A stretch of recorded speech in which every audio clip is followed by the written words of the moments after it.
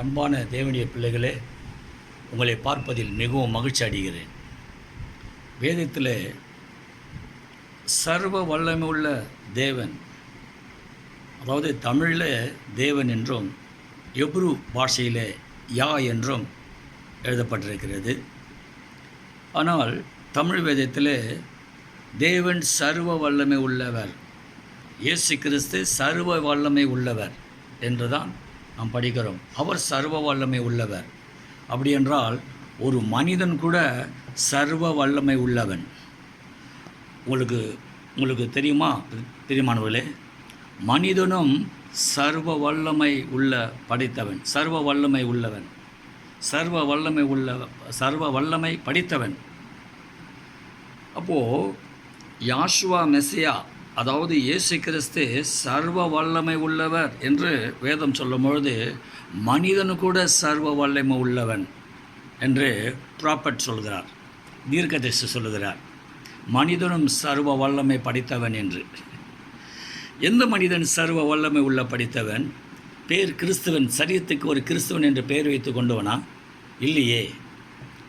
அப்போ சர்வ வல்லமை உள்ள படித்தவன் என்றால் அந்த மனிதன் தன்னை முற்றிலுமாக யாஷுவா மெசியாவுக்கு அர்ப்பணித்திருக்க வேண்டும். தன்னுடைய ஆவி ஆத்மா சரீரத்தை முற்றிலுமாய் யாஷுவாவுக்கு கொடுத்திருக்க வேண்டும்.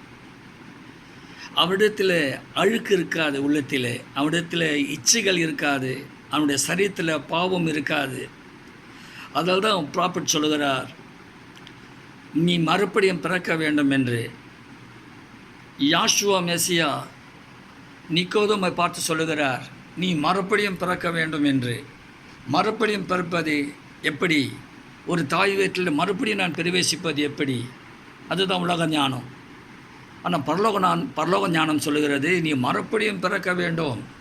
அப்படி என்றால் இன்றைக்கு பிதா குமரன் பரிசுத்த ஆவி நாமத்தில் ஞானஸ்நானம் பெற்று இருந்தாலும் அது அவருடைய நாமம் அல்ல. நீ கர்த்தராகிய இயேசு கிறிஸ்து நாமத்தில் ஞானஸ்நானம் பெற்றிருந்தாலும் அது அவருடைய உண்மையான நாமம் அல்ல.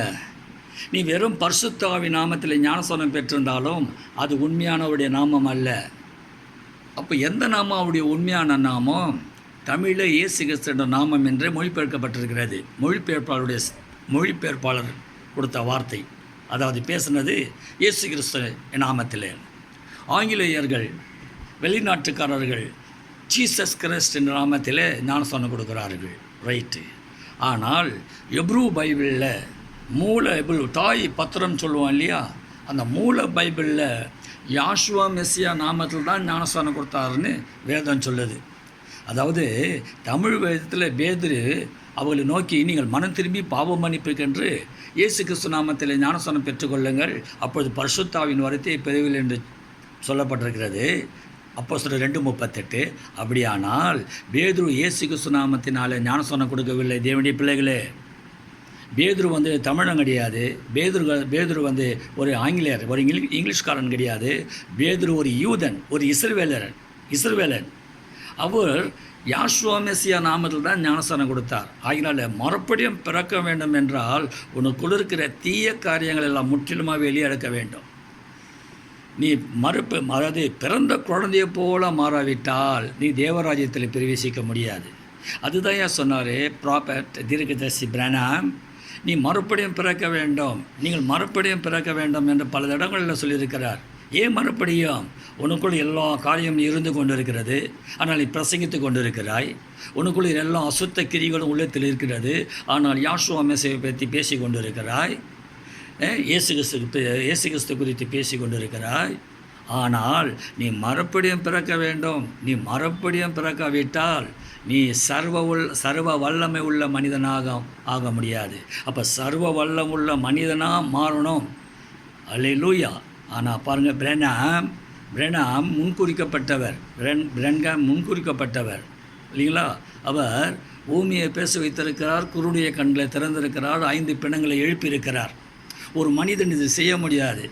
அப்போ யாஷுவா மெசியாவின் ஆவி பிரெண்டாம்குள் இருந்து தான் அதை செய்தார். அதாவது இயேசுக்குள்ளே தேவனுடைய ஆவி இருந்ததுனால தான் இயேசு அந்த காரியத்தை செய்தார். அவர் என்ன சொல்கிறார்? பிதா எனக்கு காண்பிப்பது எதுவோ அது குமாரன் செய்கிறார் என்று. அதுதான் பிராண்டம் சொல்கிறார். இயேசு கிறிஸ்து எனக்கு காண்பிப்பது எதுவோ அதை நான் செய்கிறேன் என்று சொல்லுகிறார். அன்பான தேவனுடைய பிள்ளைகளே, நீங்கள் மறுபடியும் பிறக்க வேண்டும்.